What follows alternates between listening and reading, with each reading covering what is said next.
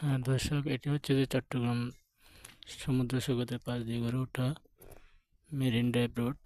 অত্যন্ত সুন্দর ও মনোরম পরিবেশ, দুপাশে সবুজ অরণ্য, খুবই সুন্দর লাগছে।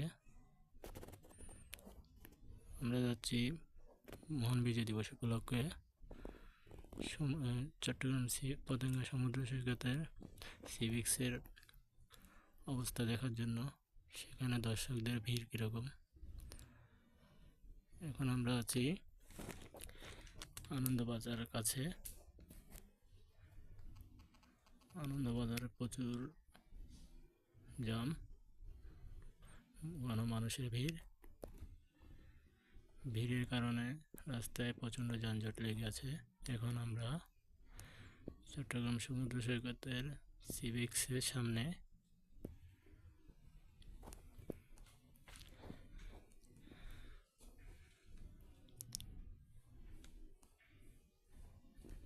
তার পাশে রয়েছে বঙ্গবন্ধু টানেল, কর্ণফুলী তলদেশ দিয়ে গড়ে ওঠা। এটি হচ্ছে টানেলের প্রবেশপথ। এটি হচ্ছে সিভিক্স। আজকে 16ই ডিসেম্বর মহান বিজয় দিবস উপলক্ষে অনেক মানুষ এসেছে।